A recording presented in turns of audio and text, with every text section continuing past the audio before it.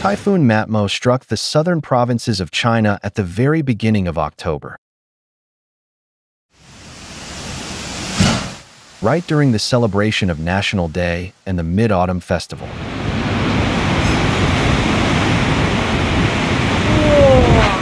These days traditionally mark the peak of the tourist season, when millions of Chinese citizens travel across the country, which severely complicated transportation and emergency operations. By October 4th, the first and highest level of alert was declared on Hainan Island. In Haikou District and the city of Wenchang, ferry services, public transportation, and business operations were temporarily suspended. Schools and shopping centers were closed. Haikou Meilan International Airport canceled all flights, and rail service across the island, including the high-speed loop line, was completely halted.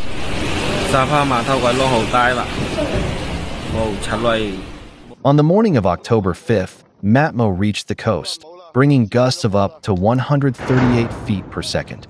The wind tore metal sheets from rooftops and uprooted trees. Authorities evacuated more than 200,000 people, placing them in temporary shelters.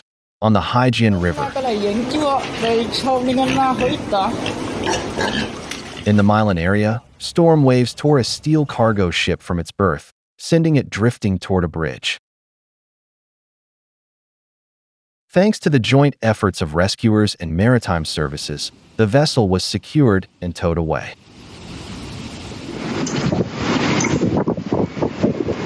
By the evening of October 5th, the typhoon hit the southern mainland of China.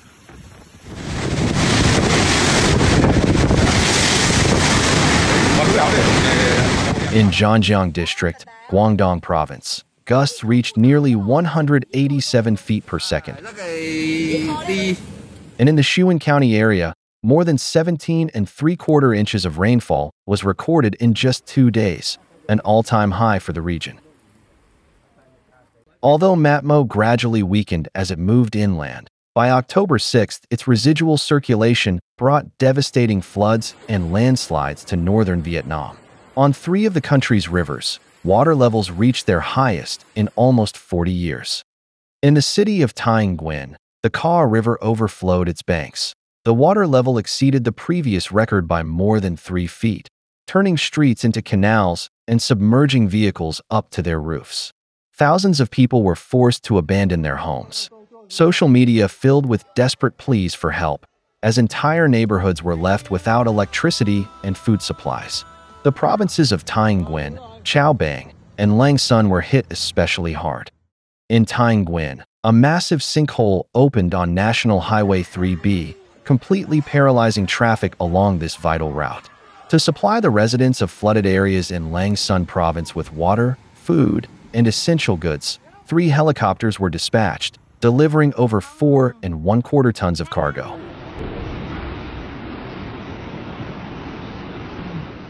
At the Back Key, one hydroelectric plant, a partial dam breach occurred, about 16.5 feet wide. Authorities immediately began evacuating residents of downstream villages. Meanwhile, in Hanoi, where residents had only just finished cleaning up after Typhoon Boiloy, the new wave of the storm once again caused large-scale flooding. In some parts of the capital, rainfall reached up to 13¾ inches. Pumping stations in Hanoi operated at maximum capacity, draining water from 90 flooded districts. One local resident admitted that the situation feels like a vicious cycle: rain, flooding, a struggle for survival, and an increasing sense that this is becoming the new normal. The disaster caused enormous damage to the country. Around 17,000 homes were submerged, and more than 55,000 acres of rice and other crops were flooded. The water carried away over 200,000 head of livestock and poultry. According to the Ministry of Environmental Protection, as of October 8th, 8 people had died and 5 were reported missing due to floods and landslides.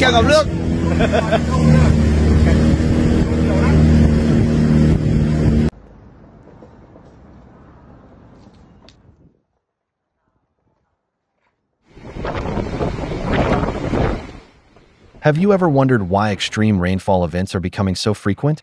Why does a typhoon, even after nearly dissipating, still bring enormous amounts of precipitation that trigger deadly floods.